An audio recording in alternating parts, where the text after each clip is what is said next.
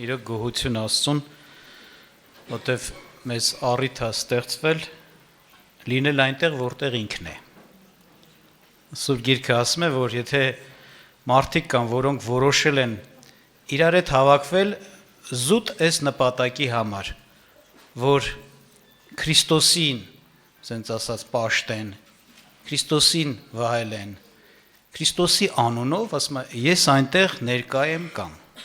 Եվ իր ներկայությունը օրհնությունով պիտի լինի, այդպես է։ Դրա համար փառք ասում, դուք Տիրոջ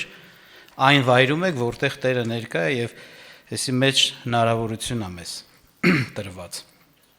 Այսօրվա խոսքը, որ ես ուզում եմ ձեզ հետ կիսվել, այսպես եմ վերնագրել. եթե մարդիկ լռեն, քարերն են աղաղակելու։ Իհարկե շատ-շատերիդ հայտնի, կարելի ասել համարից մի հատված ես ներկայացրեցի որպես վերնագիր եւ ես հիմա կուզեմ ավետարանից կարդալ այդ հատվածը, որտեղ հենց Տերը այս վկայությունը տվեց, այս խոսքը խոսեց։ Եթե մարդիկ լռեն, ապա անպայման աղաղակողներ լինելու են։ Եվ հիշում եք, դա եղավ այն ժամանակ, մի փոքր իրավիճակը նկարագրեմ, ինչը երբ էր դա։ Երբ որ Տեր Հիսուս Քրիստոսը մտավ Երուսաղեմ, իր կարելի ասել այն վերջի շաբաթը, որի մեջ նաև խաչվեց եւ հարություն առավ այդ ժամանակ։ Եվ ինչ կատարվեց, կուզեմ հիշեցնել ձեզ Ղուկաս 19-րդ գլուխ 37-ից 40 խոսքերը։ Եվ երբ որ նա արդեն մոտեցավ Ձիթյանց սարի զառիվայրին, աշակերտների բոլոր բազմությունը ուրախությունով սկսեց օրհնել Աստծուն բարձր ձայնով, այն բոլոր զորությունների համար, որ տեսել էին, եւ ասում էին. օրհնյալ է Տիրոջ անունով եկող Թագավորը, խաղաղություն լինի երկնքում եւ փառք բարձունքներում։ Եվ փարիսեցիներից ոմանք ժողովրդի միջից նրան ասեցին. Վարդապետ, հանդիմանիր աշակերտներիդ։ Եվ նա պատասխանեց եւ ասեց. ասում եմ ձեզ, որ եթե սրանք լռեն, քարերն են աղաղակելու։ Տեսնում եք, Տիրոջը, ասենց ասած, արժանի փառքներ մատուցվում, փառաբանում էին, ուրախանում էին, մեծարում էին Տիրոջը եւ իրոք ասում էին այն, ինչի մեջ որ Տերը կար։ Իրանք փառավորում էին Տիրոջը որպես Աստծուց ուղարկված Թագավոր, խաղաղության իշխան եւ խաղաղություն ու ասենց ասած փառք բերող, խաղաղություն երկինքում եւ փառք բարձունքներում, չէ՞, այսպես էին բանանում։ Դրանք դիմավորեցին Քրիստոսին որպես ասենց ասած մեկը, որին սպասում էին։ Ոչ թե ուղղակի պատահական խոսքեր էր, նրանք գիտեին, որ Աստված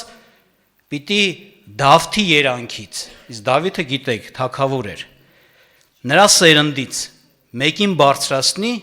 որին պիտի տրվի Դավթի աթոռը, այսինքն թագավորություն պիտի տրվի։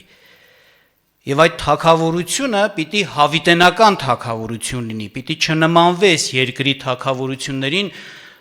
եւ թագավորներին, որոնք ժամանակավոր են եւ անցողիկ, այլ սա պիտի լինի եւ մնա հավիտյան։ Ընդ որում այս թագավորությունը, ասենց ասած, տիեզերական պիտի լինի, ամենքի վրա պիտի լինի։ Եվ Քրիստոսին դիմավորեցին ու այս փառքը տվեցին։ Բայց տեսնում ենք մարդիկ, որ այս բանը համարեցին սխալ եւ ասենց ասած անգամ Աստծո դեմ մի բան, այսպիսի փառաբանությունը,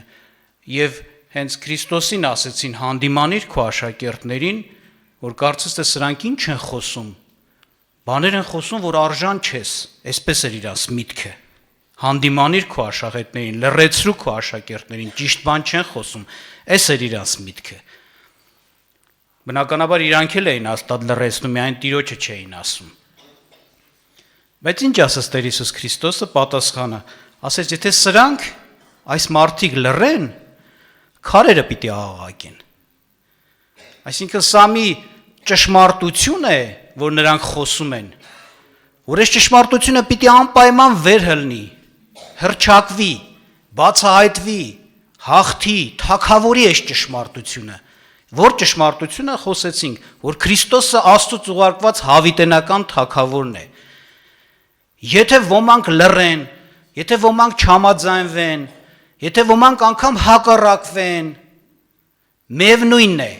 այս ճշմարտությունը փակված, ծածկված չի լինելու։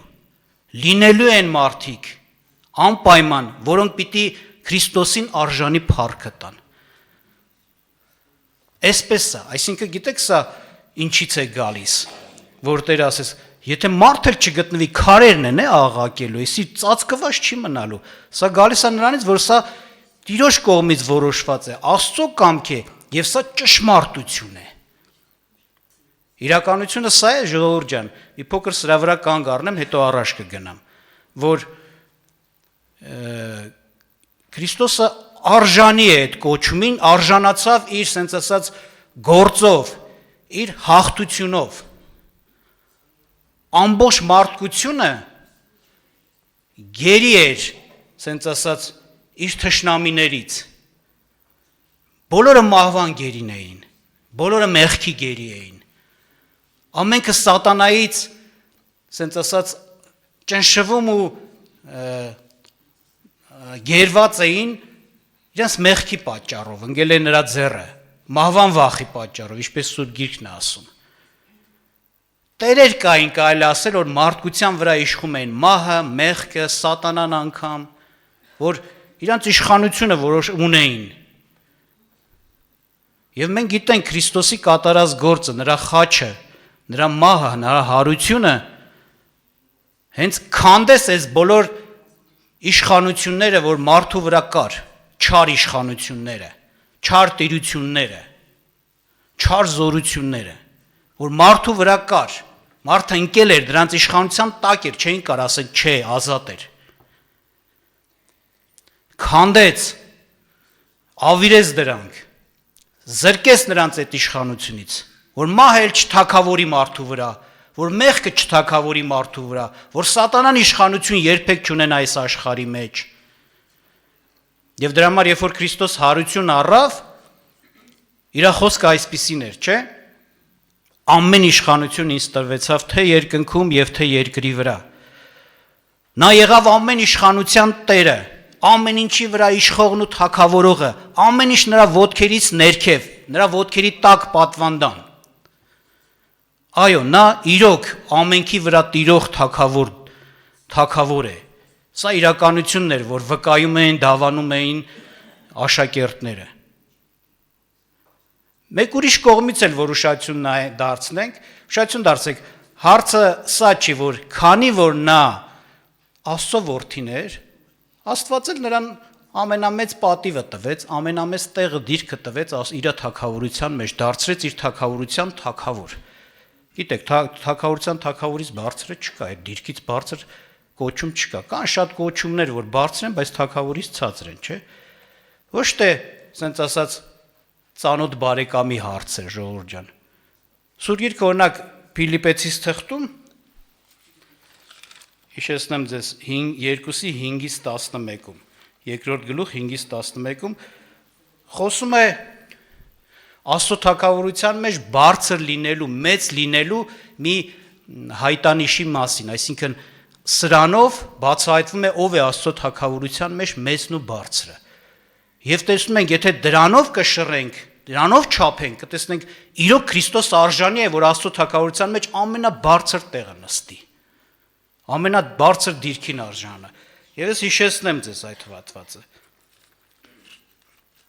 Ուրեմն Փիլիպեցիս 2-րդ գլուխ 5-րդ խոսքից եմ կարդում մինչև 11-ը։ Ձեր ամեն մեկը թող այն մտածե, որ էլ Հիսուս Քրիստոսումն էր, որ Աստծո կերպարանքում լինելով հափշտակություն չհամարեց Աստծուն հավասար լինել, այլ իր անձը ունայնացրեց եւ ծառայի կերպարանք առնելով, մարդկանց նման լինելով, երկերպարանքով մարդի պես գտնվելով, իրեն խոնարհեցրեց եւ հնազանդ եղավ մինչեւ մահ եւ այն էլ խաչի մահ։ Նրա համար էլ Աստված շատ բարձրացրեց նրան եւ նրան մի անուն շնորհեց, որ ամեն անունից ավելի բարձր է,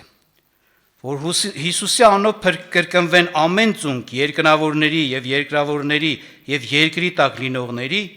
եւ ամեն լեզու դավանե թե Հիսուս Քրիստոսը Տեր է հոր Աստծո փառքի համար։ Շայթություն դարձեցիք։ Ինչու Աստված Հայրը նրան մի անուն շնորհեց, որ բոլոր իշքամ անուններ կան երկրի վրա, երկնքում, անգամ երկրի տակ լինող անուններից բարձր լինի եւ բոլորն էլ ծնկեն, ծունկ ծռեն, խոնարհվեն, ցածր լինեն Քրիստոսից եւ Քրիստոսին երկրպագեն ու ասեն նա հոր Աստծո փառքի Տերն է։ Ինչու էս մեծությունը, փառքը, էս անունը, էս դիրքը տվեց Հայրը։ Ոչ թե ուղղակի որովհետեւ իր որդիներ, բայց տան։ Չէ։ Ասում է ինքը շատ բարձր էր Քրիստոսը։ Աստծուն հավասար, բայց ինքը իր դիրքը, այդ բարձրությունը թողեց ու շատ ցածրացավ։ Այնքան ցածրացավ, որ երկրի վրա չկա մի մարդ, որ նրա նման ցածրացած լինի։ Չկա մի արարած, որ ցածրացած լինի այդ աշճան, խոնարհված լինի այդ աշճան։ Եվ մեծությունը երկնքի արքայության մեջ նաև սրանով է որոշում։ Ինչքան որ բարձրից ես դու ցածրանում, ինչքան խորն ես ցածրանում, այնքան քեզ Աստված ավելի բարձրացնում է։ Քիչ խոնարհվես, քիչ կբարձրանաս։ Շատ խոնարհվես, շատ կբարձրանաս։ Ամենաշատ խոնարհվողը, ամենաշատ բարձր տեղում պիտի կանգնի, ամենամեծ դիրքը պիտի ունենա։ Սրանից մենք իհարկե խրատել ենք առնում, որ այո, եթե ուզում եք Աստծո թագավորության մեջ մեծ լինեք, բարձրնեք, շատ խոնարհվեք Տիրոջ ձեռքի տակ։ Այսպես է։ Եվ Քրիստոսի մասին վկայությունը կարդացինք, նա շատ բարձրից բարձր տեղը թողեց, շատ ցածր տեղը իջավ, խոնարհվեց, հանուն Աստծո կամքի, հանուն Աստծուն ծառայելու համար, Աստծո կամ կատարելու համար։ Սրա համար էլ Աստված նրան շատ բարձրացրեց։ Սա արդար է։ Հետաբար իրոք այս ճշմարտությունը, որ խոսվում էր աշակերտների կողմից, գովաբանում էին Տիրոջը, եւ նրան դիմավորում են որպես Աստծո թագավորության ամենամեծ դիրքում ունեցող թագավոր, հավիտենական թագավոր, սա ճշմարտություն էր։ Եվ եթե նորից եմ ասում, Տիրոջ խոսքը հիշենք, եթե կլինեն հակառակողներ այս ճշմարտությանը, լռեցնողներ, պատերազմողներ, թշնամություն անողներ, չեն կարողանալու։ Եթե ինչ որտեղ հաջողության հասնեն, ոմանց լռեցնեն, ոմանց համոզեն, ոմանց խաբեն, ոմանց ճնշեն, որպեսզի նրանք չդավանեն այս ճշմարտությունը, ուրիշներն են բարձրանալու այս ճշմարտությունը, աղաղակողներ են բարձրանալու։ Սա ծածկված անհայտ չի մնալու։ Տիրոջ թշնամիները չեն կարողալու սա անեն այնպես, որպեսզի սա չբացահայտվի։ Նորից եմ ասում, ճշմարտություն է։ Եվ սա պիտի կհրճակվի անպայման, էսա Տերը ասում։ Մեկը չասի, մյուսն ասելու, այն մյուսը չասեց, այն մյուսն ասելու, անպայման ասվելու է, խոսվելու է։ Անկամ դուք լավ գիտեք, վերջի ժամանակների հիմնական սենց ասած ծրագիրը չարի։ Ինքը գիտի, որ երկնքից Աստված երկրորդ անգամ է գալու։ Քրիստոս Աստվածը երկրորդ անգամ պիտի գա։ Պիտի գա արդեն իր թագավորությունով եւ իր թագավորության մեջ կարգ ու կանոնը պիտի հաստատվի։ Թեկուզ հիմա Քրիստոսը թագավորում է, բայց թույլ է տվել այս բաները, որ սուրբ ավելի սրբվի, պիղծը ավելի պղծվի, որ մարդը իր ազատ կամքի արտահայտումը ունենա, չարություն ես ընտրել գնա արա, թեպետ ասել են, որ չարության վեղճանը ինչ է, արդարություն ես ընտրել, արդարության մեջ զորացի, գգա Տերը ամեն ինչ իր տեղը կդնի, չարերին իր թագավորությունից կհեռացնի, արդարներին կծաղկեցնի, ինչպես Արեգակ, ինչպես Սուրբ Գիրքն է ասում, նրանց կյանքը։ Այսպես է։ Եվ Տերը պիտի գա, բայց ինչ է կատարվում հիմա երկրի վրա, որտեվ հիմա վերջի ժամանակներն են։ Միաբանված են, գրված է անգամ այս մասին, որ հիմա արել են, անում են։ Երկրի թագավորներ կան, մեծ իշխանություն, մեծ sense ասած հզոր թագավորության թագավորներ։ Միաբանվել են միասին ու միաբանվում հավաքվում են այս խորհրդով, ոնց անենք, որ երկնքից եկողին, Քրիստոսին, որպես թագավոր մերժել տանք երկրի վրա, որ երկիրը չընդունի նրան որպես թագավոր, այս ծրագիրն են մտածում, ուրիշ մեկ թագավոր են իրանց համար որոշե, և իրանց թվում է հաջողության կհասնեն, Սաղմոս 2-ը կարդացեք, հետաքրքիր է, այդ բաները դեռ չէր կատարվել, բայց արդեն մի 2000 քանի տարի առաջ գրվել է, որ երկրի վրա վերջի ժամանակում էս են մտածելու երկրի իշխաններն ու երկրի թագավորները, միասնաբար, միասին, մեկուժեն դառնալու ուզելու են Քրիստոսի իշխանությունն ու թագավորությունը մերժեն։ Բայց գրված է, հենց Սաղմոսի մեջ ասում է, երկնքում բնակվողը ծիծաղում է նրանց վրա։ Կուզես ամբողջ երկրի բնակչությունը մոբիլիզացրու, ասենց ասած համախմբիր Հիսուսի դեմ։ Չի ստացվելու, մարդիկ էլ լռեն, քարերն են աղաղակելու, որ Հիսուսը եվետանական թագավորը, փառք Աստծուն։ Չի ծածկվելու դա։ Անօգուտ աշխատանք։ Հակառակ վերջում ասում է, որդուն համբյուրեցեք, որպեսզի չդատապարտվեք, որովհետև շուտով իր բարկությունը բորբոքվելու է, այսինքն ուղղակի իրանք փչանալու են, վերանալու են այդ թշնամիները։ Էս է իրանց մնալու, բայց ճշմարտությունը աճելու, բարձրանալու, զորանալու, առաջանալու է։ Ժամանակին Հերովդես թագավորը, որ մարդկանց դուր գար, երբ որ Քրիստոս արդեն հարություն առած երկինք էր համբարձվել, սկսեց իր աշակերտներին, 12 առաքյալներին հալածել։ Որովհետև քահանաները, ասենք այդ ժամանակվա փարիսեցիները դեմ էին Տիրոջ ճանապարհին եւ Տիրոջ աշակերտներին։ Եվ ամեն ինչ անում են, որ ցույց ասած խեղտեն այդ շարժումը, քրիստոնեությունը։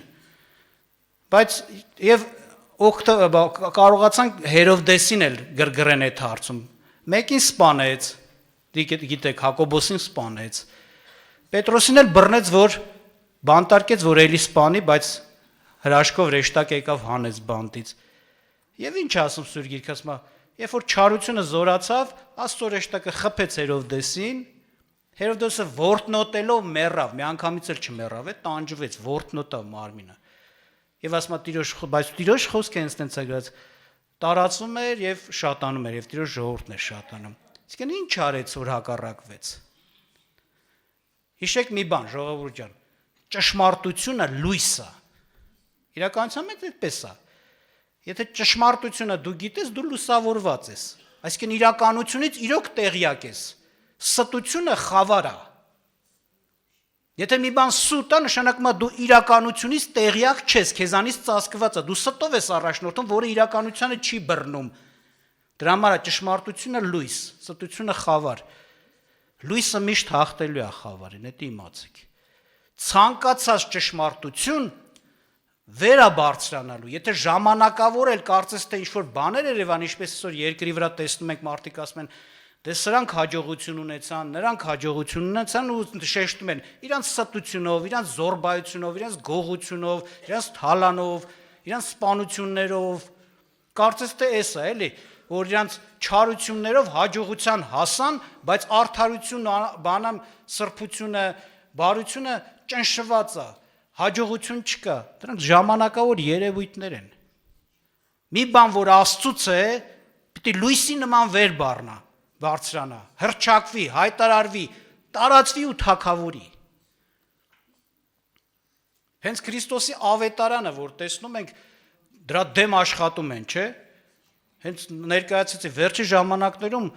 պետությունները, ամբողջ կարելի ասել աշխարհի հզոր պետությունները միաբանվելու են Քրիստոսի ավետարանի դեմ, որ հանկարծ չտարածվի, արգելվի։ Բայց Սուրբ Գիրքը ասում է, եւ այս արքայության ավետարանը կքարոզվի ամբողջ աշխարհով մեկ եւ այն ժամանակ կգա վերջը։ Այսինքն մինչեւ վերջը Աստծո արքայության ավետարանը ինչ անելու քարոզվելու է։ Չեն կարողանալու դեմը կանգնեն։ Սրանց ճնշեցին, այնտեղից է դուրս գալու, այստեղ ճնշվեցին, այստեղ լռեցրեցին, ուրիշ տեղից են խոսալու, քարերն են աղաղակելու, ինչպես Սուրբ Գիրքն է ասում։ Սրա համար իհարկե ինչ է, սրանից մենք ինչ ենք խորհուրդ առնում, սենց ասած կամ սենց խրատ առնում,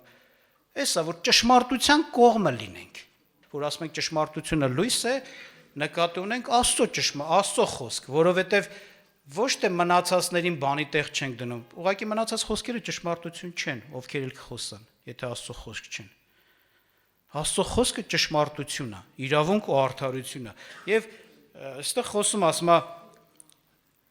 բայց ինչ, եթե ոմանք չհավատացին, միթե նրանց անհավատությունը Աստծո հավատքը կխափանի։ Նորից եմ հիշեցնում Հռոմեացիս 3:3-4 խոսքերը։ Քավլիցի, արդող Աստված ճշմարիտ լինի, իսկ ամեն մարդ սուտ, ինչպես գրված է, որ արդար լինես քո խոսքերում եւ հաղթես քո դատվելումը։ Ինչ ասում, եթե ոմանք չհավատացին, միթե սրանով Աստծո հավատքը կխափանվի։ Ասում եմ կավլից, ասում ենք, այսինքն մարդիկ կլեն չեն հավատա, կհակառակվեն, չեն ընդունի շատ շատերը գուցե, բայց դրանով Աստծո հավատքը չի խափանվի, Աստծուն հավատացողներ կգտնվի, անպայման կգտնվի։ Այսպես է։ Տիրոջ այս ճշմարտությունը պիտի հաղթի անպայման։ Եվ ասում է, արդար լինես քո դատվելում եւ կներեք, արդող Աստված ճշմարիտ լինի ամեն մարդ սուտ, որ արդար լինես քո խոսքերում եւ հաղթես քո դատվելում, այսինքն մարդիկն Աստված են դատում, Աստված են մեղադրում, Աստծուն հակառակ են գործում, որպես Աստված սխալ խոսող, գործող եւ այլը եւ այլը, բայց ասում է կհաղթես քո դատերումը, անպայման Աստված հաղթելու է։ Երան են մարդուն, որ Տիրոջ հետ է, Տիրոջ ճշմարտություններն է բռնել։ Եթե ճշմարտությունը հաղթության է հանելու Աստված, բարձրացնելու է եւ հաղթությանը հասցնելու, դու էլ այդ քո բռնած ճշմարտությունով հաղթողների մեջ ես լինելու։ Այսպես է։ Եվ դրա համար կոչը էս է, որ մարդը արձագանքի Աստծու եւ գա դեպի ճշմարտությունը, թողնի այս խավարը, ստությունը, մեղքը, անիրավությունը, դրան ապագա չկա, ժամանակավոր կերևա դրա հաջողությունը, բայց դա հավիտենության մեջ ապագա չունի, դատապարտված, պատժված եւ այդպիսիները պիտի հավիտենական տանջանքն ու կորուստը գնան։ Թեկուզ այս կյանքում կարծես թե ինչ որ բաների, որոշ բաների հասել են։ Խապկանք է սա։ Ուժը ճշմարտության կողմն է, հաղթությունը ճշմարտության կողմն է, Աստծո ճշմարտության կողմն է։ Հեսուի գիրքը, որ կարդում ենք, տեսնում ենք, կուզեմ հատվածը հիշեցնել, բայց չեմ կարդա, ուրեմն 5:3-ից 14-ը, 13-ից 14-ը։ Ասում եմ, երբ որ Իսրայելը եկել էր, հասել էր Երիքովի սահմանին, այդ քաղաքը պիտի գրավեր, Հեսուն ասում է գնաց սկսեց ման գալ այդ պարիսպների շուրջը, որտեղ շատ մեծ հզոր պարսպավոր քաղաք էր դա, եւ հանդիպես մի սպառազինյալ անձի եւ հարցրեց. դու ով ես? Մեր թշնամիներից ես, դու մեզանից ես։ Եվ Տիրոջ խոսքը եղավ այսպեսին. ոչ։ Ես Աստծո զորապետն եմ։ Այսինքն կարելի ասել էսա. ես ոչ թե այս մարդու այն մարդու կողմն եմ, ես ճշմարտության կողմն եմ, Աստծո կողմն եմ։ Եվ իրականության մեջ տեսնում ենք այդպես էլ կար։ Երբ որ Իսրայելը Աստծո հետ էր, Աստծուն էր հարում երկրպագում, այսինքն ճշմարտության մեջ էր, Աստված նրանց հաղթություն էր շնորհում, որտեղ ճշմարտությունը պիտի հաղթեր։ Երբ որ Իսրայելը հակառակվում էր Աստծուն, մեր կռապաշտություն աներ, չարություն էր անել, նույն Աստված նրանց դեմ էր գործում, նրանց էր պատժում։ Այնպես որ մենք էլ սրանից այս դասն էլ պիտի առնենք։ Սենց չի, որ այսօր ես Քրիստոսին ընդունել եմ եւ սենց ասած ամեն ինչ կարող եմ անել, ապահովագրել եմ իմ տեղս, ամեն ինչ կարող եմ անել։ Չէ, դու ճշմարտության կողմը պիտի լինես ամեն դեպքում։ Կամ ուրիշ տեղ ասում է, զգուշ կաց, որ քո փրկության պսակը ուրիշը չառնի։ Այսինքն դատարկ չի մնա, ժողովուրդ ջան։